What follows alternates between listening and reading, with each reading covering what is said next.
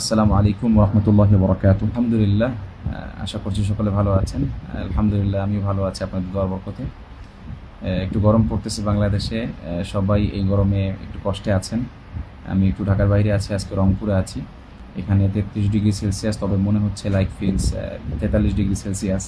তো আল্লাহ সবাইকে ভালো রাখেন, হেফাজতে রাখেন, সুস্থ থাকেন, দোয়া রইল সবার জন্য ইনশাআল্লাহ। আজকে আমি আপনাদের সামনে বাংলাদেশের একটি গুরুত্বপূর্ণ বিষয় নিয়ে আলোচনা করতে চাই, যাকে আমরা বলতে পারি আল কিরাআতুল জামাইয়া। আল কিরাআতুল জামাইয়া বিসাউতিন ওয়াহিদিন। আমি একটু ভেঙে বলছি আপনাদেরকে ব্যাপারটা, যে কিরাআতের সম্মিলিত অথবা জামাআত আকারে পাঠ। হ্যাঁ, সম্মিলিত আকারে বলতে ধরুন 5-6 জন কারি সাহেব একত্রে বসে একই আয়াতে একই সুরে, হ্যাঁ, একই সাথে আর কি তেলাওয়াত করা। আল কিরাআতুল জামাইয়া যেটা বলা হচ্ছে বিসাউতিন ওয়াহিদিন, মানে সবার কণ্ঠ থাকবে একরকম, একই সাথে তেলাওয়াত করতেছে, যেটাকে আমরা বাংলাদেশে কোরাস তেলাওয়াত বলি আর কি। সে সম্পর্কে আমরা একটু আলোচনা করবো আজকে ইনশাআল্লাহ, আল্লাহ যদি আমাকে তৌফিক দান করে। আল কিরাআতুল জামাইয়া বা এই যে সম্মিলিত যে কোরআন পাঠের সম্পর্কে যদি আমি বলি, তাহলে আমরা সাধারণত এটা বিভিন্ন মাদ্রাসা, তাজউইদ অথবা তাহফিদ সংশ্লিষ্ট যে সমস্ত কোর্স হয় সেখানে দেখতে পারি। মাদ্রাসাগুলোতে ছাত্ররা অনেক সময় কী করে, কোরাস তেলাওয়াত করে বিভিন্ন হাফলাতে। সে ধরনের তেলাওয়াতকে সাধারণত আমরা এটাকে বোঝাচ্ছি। সম্প্রতি সময় আমরা লক্ষ্য করতে পারছি যে আমাদের কিছু কারি ভাইদের মধ্যে এই বিষয়টি নিয়ে বিভ্রান্তি, মতানৈক্য এবং ভুল বোঝাবুঝির সৃষ্টি হচ্ছে। হ্যাঁ, কেউ এটিকে বিদআত বলছেন, কেউ এটিকে হারাম বলে আখ্যায়িত করতেছেন, কেউ এটিকে একেবারে সুন্নাহর অংশ বলেও নিজের মতকে মানে উপস্থিত করছেন, দাবি করছেন। তো এই বিষয়গুলো আসলে আহকাম কি, হুকুম কি না জেনে তো আমরা তেলাওয়াত করতে পারি না। আবার তেলাওয়াত করলে আরেক ভাই আমাকে অ্যাটাক করবে, সেটাও ঠিক না। তো আজকে আমি আলোচনা করব ইনশাআল্লাহ। প্রথমত আমাকে বুঝে নিতে হবে, জানতে হবে যে আল কিরাআতুল জামাইয়া সাধারণত কি, এটা মানে কীভাবে পড়তে হয় বা কোন তেলাওয়াতকে আমরা বলতে পারি। আমরা এটার সূরা সম্পর্কে আলোচনা করলে 3টি সূরা, হ্যাঁ, 3টি ধরন থাকবে। আগে ধরন সম্পর্কে আলোচনা করব, তারপর কোন ধরন, কোন আহকাম এর সাথে জড়িত আমরা সে সম্পর্কে আলোচনা করব। প্রথম ধরন হলো, 1 নম্বর ধরন হলো, আমরা বিভিন্ন মাদ্রাসায় মাশকের ব্যাপারে দেখি যে মনে করেন একটি পদ্ধতি এমন হতে পারে যে এখানে একদল হাফেজ সাহেব অথবা কোনো ছাত্র একত্রে উচ্চস্বরে কিরাত পাঠ করে, সাধারণত কোনো শিক্ষকের তত্ত্বাবধানে। যেমন হিফজখানা হতে পারে। হিফজখানায় আমরা দেখি দিনে 2 বার অথবা 3-4 বার ওস্তাদরা কী করেন, একটা সূরাকে নিয়ে মেহনত করেন, উনি একবার পড়ান, তারপরে সম্মিলিত আকারে, হ্যাঁ, যেটাকে আমরা কোরাস বলতে পারি, সম্মিলিত আকারে আল কিরাআতুল জামাইয়া ওনারা এটাকে ঠিক করেন। এটার উদ্দেশ্যটা থাকে তালিমি, মানে শিক্ষা। কোরআনকে সুন্দর করে একজনের কাছ থেকে সবাই শিখবেন, এটা একটা ধরন। হ্যাঁ, প্রথম নম্বর সূরা এটা। দ্বিতীয় সূরাকে যদি আমরা বলি, আরেকটা সূরা এমন হতে পারে যে কোনো হাফলাতে আমরা দেখতে পাই, কোনো মাহফিলে দেখতে পাই, একটা যে বিশেষ জামাআত মনে করেন একটা জায়গা থেকে তেলাওয়াত করবেন, হতে পারে সেটা সূরা বাকারার মাঝখান থেকে হতে পারে, যে কোনো জায়গা থেকে একটা তেলাওয়াত করবেন, সবাই একই জায়গা থেকে দেখে আসে। তো একটা সুর, একটা আয়াত আর কি, ওনারা একই সুরে তেলাওয়াত করতেছেন একই সাথে, এটা একটা সূরা হতে পারে। এটা হাফলার মধ্যে আমরা ধরবো, এটা কোনো তালিমি না। এটা সাধারণতভাবে হাফলার শুরুতে যে তেলাওয়াতটা কারি সাহেবগণ করেন, সেটা ওনারা একসাথে করতেছে আর কি। এটা একটা সূরাত। 3 নম্বর সূরাত, যেটা আমাদের বাংলাদেশে হয়তো খুবই কম, বাকি আমি বিদেশে মিশরে লেখাপড়া করার সময় আমাদের ওস্তাদরা, আজহারে আমরা অনেক দেখেছি, বা আমাদের ওস্তাদরা আমাদেরকে এভাবে পড়িয়েছেন, যেটা হলো আল কিরাআতুল জামাইয়া না, মানে একত্রিত পড়া না। তবে মনে করেন আমরা আজকে সূরাতুল বানী ইসরাঈল থেকে পড়বো, মানে 15 পারা থেকে শুরু করব। তো মনে করেন 10 জন ছাত্র হয়ে একসাথে বসেছে, ওস্তাদ মাঝখানে পড়া শুনতেছেন, অথবা আমরা নিজেরাই পড়তেছি। প্রথম পৃষ্ঠা সুবহানাল্লাযী আসরা বিআবদিহি, এখান থেকে একজন পড়ছেন। দ্বিতীয় পৃষ্ঠাটা আসা রাব্বুকুম ইয়ারহামুকুম, আরেকজন ভাই পড়তেছেন। 3 নম্বর পৃষ্ঠা যেটা মান কানা ইউরিদু আজরা, এটাও আমরা ধরতে পারি যে আল কিরাআতুল জামাইয়া, ওয়ালাকিন লাইসা বিসাউতিন ওয়াহিদিন, মানে একই সাথে সবাই পড়তেছে এমনটা না। এক পৃষ্ঠা আমি পড়লাম, আরেক পৃষ্ঠা আমার আরেক ভাই পড়লো, তার পরের পৃষ্ঠা আরেক ভাই পড়লো। এভাবে আমরা মনে করেন 15 পারা পুরোটা খতম করা, আমি বোঝানোর জন্য বলতেছি আর কি। এটা হতে পারে আল কিরাআতুল জামাইয়ার। তাহলে 3টা সূরা। প্রথমত হলো শিক্ষার জন্য ওস্তাদ পড়াচ্ছেন, ছাত্ররা সম্মিলিত আকারে সেটাকে অনুসরণ করে পড়তেছেন। দ্বিতীয়ত হলো মনে করেন 4-5 জন কারি সাহেব একসাথে একটা স্টেজে বসে একত্রিত আওয়াজে একসাথে কোরআনকে তেলাওয়াত করতেছেন, এটা একটা দ্বিতীয় সূরা গেল। 3 নম্বর সূরা হলো যে কোনো একটা হতে পারে রুকু পর্যন্ত, অথবা এক আয়াত আমি পড়তেছি, আরেক আয়াত আমার ভাই পড়তেছেন, আরেক আয়াত আরেক ভাই পড়তেছেন, এক পৃষ্ঠা হতে পারে, বা একটা সূরা মনে করেন 30 পারা নিয়ে বসলাম, নাবা আমি পড়লাম, আরেক ভাই নাজিয়াত পড়লো, আরেক ভাই আবাসা পড়লো, এরকমভাবে অনেকে পড়ে আর কি। এটাও একটা কিরাতুল জামাইয়ের অন্তর্ভুক্ত, তবে সেটা একত্রিত সৌতে না, হ্যাঁ, বিসৌতিন ওয়াহিদিন না। আমি একটু পড়বো, আমার পরে ভাই একটু পড়বে, এভাবে আর কি পড়া। এটা হলো 3টা সূরাত, হ্যাঁ, আল কিরাতুল জামাইয়ের 3টা সূরাত। এখন যদি আমি আহকাম সম্পর্কে আলোচনা করি, তাহলে বলতে হয় প্রথম যে সূরাতটা, যে ওস্তাদ যখন শিখাবেন ছাত্ররা ওই ওস্তাদের পড়া শুনে শুনে অনুসরণ করে যখন পড়বেন, সেটা হলো এটার আহকাম সম্পর্কে কোনো ফুকাহায়ে কেরাম বা আমাদের কোরআন সম্পর্কিত গবেষক যারা আছেন বা আমাদের আইম্মায়ে কেরাম যারা আছেন, তারা এটার ব্যাপারে কোনো লা হারাজা ফি, এক কথায় কোনো সমস্যা নেই, এই তেলাওয়াত করা জায়েজ। এবং বরঞ্চ আমরা মিশরে, মরক্কে, আলজেরিয়ান অথবা তুর্কি যে আলেমরা আছেন বা কারি সাহেবরা আছেন, কোরআনকে শিক্ষার পদ্ধতি হিসেবে এটা খুবই কার্যকরী একটা পদ্ধতি হিসেবে ওনারা স্বীকৃতি দিয়েছেন, আলহামদুলিল্লাহ। এটা আমাদের বাংলাদেশেও আমরা বিভিন্ন হেফজখানায়, বিভিন্ন নয় প্রত্যেক হেফজখানায় দেখতে পাই, ওস্তাদ পড়াচ্ছেন, ছাত্ররা সেভাবে শুনে শুনে নিজেদের পড়াকে ঠিক করছেন। লা হারাজা ফি ওয়ালা বা'সা ফি, এর মধ্যে কোনো সমস্যা নেই, এটা এটা এটা করা যাবে।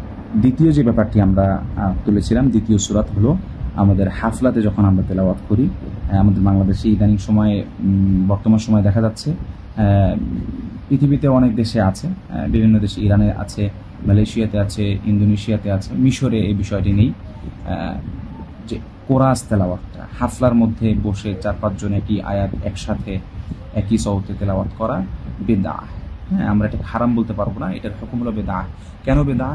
আল্লাহ রাসূল সাল্লাল্লাহু আলাইহি ওয়াসাল্লামের জীবদ্দশায় উনি এমন আমল করেননি সাল্লাল্লাহু আলাইহি ওয়াসাল্লাম, পাশাপাশি সাহাবারাও এই আমল করেননি, কোনো প্রমাণ নেই। সাহাবাদের পরে তাবেঈন যারা আছেন, তাবেঈন যারা আছেন, এবং খায়রুল কুরুনির যে সমস্ত মানুষগুলো আমাদের কাছ থেকে বিগত হয়ে গিয়েছেন, যাদের মাধ্যমে আমরা ইসলামকে শিখেছি, সুন্দরভাবে আমল করতে শিখেছি, আল্লাহকে চিনেছি, আল্লাহ রাসূলকে চিনেছি সাল্লাল্লাহু আলাইহি ওয়াসাল্লাম, তো তাদের জীবদ্দশায় এমন কোনো আমল ফুটে ওঠেনি বলেই এটা বিদআহ।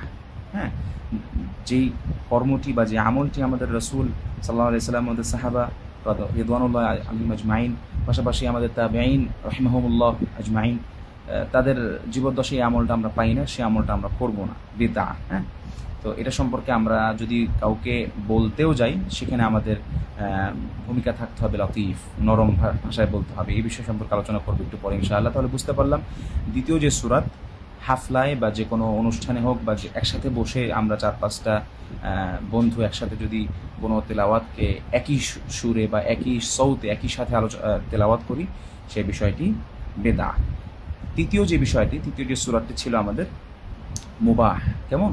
আমরা যেখানে মুবাহ কাকে বলে, মুবাহ সম্পর্কে তো আমাদের বাংলাদেশে হয়তো আলোচনা কম, আমি আপনাদেরকে একটু বুঝাই। মুবাহ এমন একটি বিষয়, যে বিষয় সম্পর্কে আমাদেরকে নিষিদ্ধ করা হয়নি, আবার আদেশও করা হয়নি। হ্যাঁ, নিউট্রাল যে বিষয়টা, যে লা বা'সা ফিহি ওয়ালা হারাজা ফিহি, সমস্যাও নেই, আবার এটা যদি আমরা অতিরিক্ত করি সে বিষয়ে কোনো আমাদেরকে আদেশও করা হয়নি। মুবাহ যে বিষয়টি আমাদের তৃতীয় যে সূরাতটি ছিল, যে জামাইয়ান আমরা একত্রিত বসে হতে পারে, যে আমরা একটা তেলাওয়াতের জায়গা বের করলাম, সেখান থেকে আমি একটা পৃষ্ঠা অথবা একটা রুকু পড়লাম অথবা একটা আয়াত পড়লাম, আমাদের আরেক ভাই একটা আয়াত পড়লো, বিসাউতিন ওয়াহিদিন না, মানে আমরা সবাই মিলে মানে একসাথে তেলাওয়াত করব না, আমি একা তেলাওয়াত করব, আমার আরেক ভাই আরেক তেলাওয়াত করবে, সেটা হলো মুবাহ।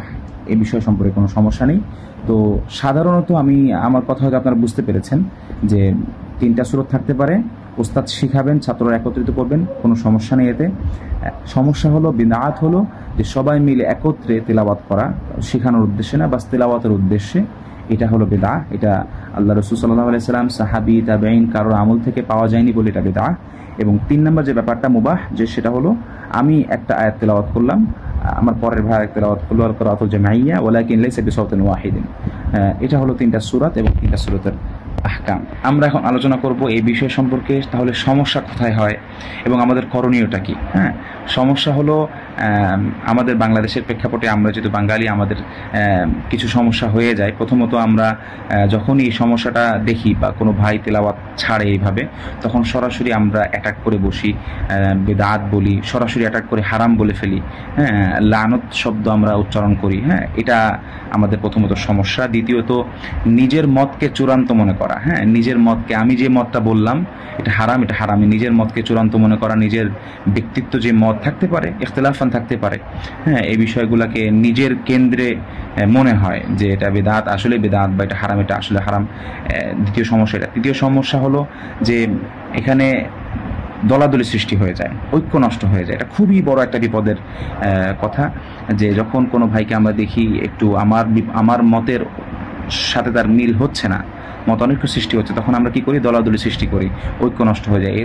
এখন এই তিনটা সমস্যাকে সমাধান করার জন্য আমাদের যে করণীয়গুলো, আমি আমার আমি তেমন দক্ষ এবং কোনো যোগ্য কোনো মানুষ নাই এই বিষয় সম্পর্কে বলার জন্য, তারপর আমি আমার পক্ষ থেকে কিছু মত আপনাদেরকে বলছি। আমাদের রয়েছে 4টি কাজ, যে কাজগুলো আমাদের খুবই গুরুত্ব সহকারে পালন করতে হবে। প্রথমত, আগে জানতে হবে, বুঝতে হবে, তারপরে মতামত দিতে হবে। হ্যাঁ, দ্বিতীয়ত, ফতোয়ার দায়িত্ব দেওয়ার মতো কোনো ব্যক্তি, আমি সরাসরি ফতোয়া দেব, আলিমদের কাছে শরণাপন্ন হওয়া বা কোনো ফুকাহে কেরাম তার কাছে যাওয়া, নিজে কায়দা কানুনগুলো জানা, তারপরে ফতোয়ার যে বিষয়টা সেটা আমরা হয়তো আলোচনা করতে পারি, সরাসরি ফতোয়া না দেওয়া উচিত। তৃতীয়ত, কেউ যদি ভিন্ন মত পোষণ করে তাহলে তাকে সুন্দরভাবে আলোচনা করা। এই বিষয়টা আমাদের খুবই সমস্যা হচ্ছে, যে সরাসরি অ্যাটাক করে বসি আমরা, এটা করব না, বিদ্বেষ ছড়াবো না, আমরা সুন্দরভাবে তার সামনে আলোচনা করব যে এই বিষয়টা এরকম, আপনার বিষয়টা এরকম, ইখতিলাফটা এখানে, আমাদের মতানৈক্যটা এখানে। তো এইভাবে আলোচনা করলে আশা করি ইনশাআল্লাহ ফেসবুক থেকে দূরে থাকা, ফেসবুকে সরাসরি এভাবে না বলা। আর যারা এই সম্পর্কে আমরা দেখি যে এই কাজগুলা মনে করেন, যারা ভিডিওগুলো ছাড়ি আর কি, যদি মনে হয় যে এটা হয়তো সমস্যা হতে পারে, ইখতিলাফ হতে পারে, তাহলে ভিডিওগুলো না ছাড়াই ভালো ফেসবুকে। যেহেতু ফেসবুক একটি মতামত প্রকাশের জায়গা, সবাই সেখানে মতামত প্রকাশ করবে, তাহলে আমি সেখানে ছাড়বো না ইখতিলাফ কোনো ব্যাপার। আর যদি কোনো ভাই দেখি আরেক ভাই এরকম ইখতিলাফি কোনো বিষয় ছেড়েছে, তাকে সুন্দর করে বুঝিয়ে বলা, অ্যাটাক না করা, পার্সোনাল অ্যাটাক না করা। আল্লাহ তাআলা তৌফিক দান করেন। আচ্ছা, 4 নম্বর যে বিষয়টা সেটা হলো সবচেয়ে গুরুত্বপূর্ণ, আমরা যেন কোরআনের খেদমত করতে গিয়ে কোরআন লোকদের মধ্যেই বিভক্ত না হয়ে যায়। কেমন?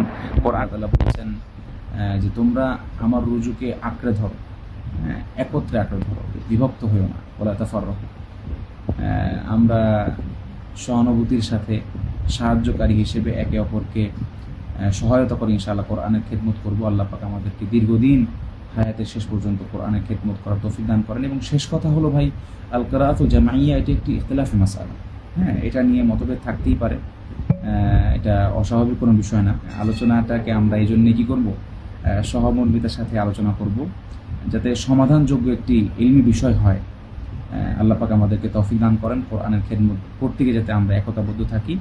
ওয়াতাসিমু বিহাবলিল্লাহি জামিআ ওয়া লা তাফাররাকু। আসসালামু আলাইকুম ওয়া রাহমাতুল্লাহি ওয়া বারাকাতুহু। বিইذنিল্লাহি মা'আস সালামা ইয়া জামাআহ।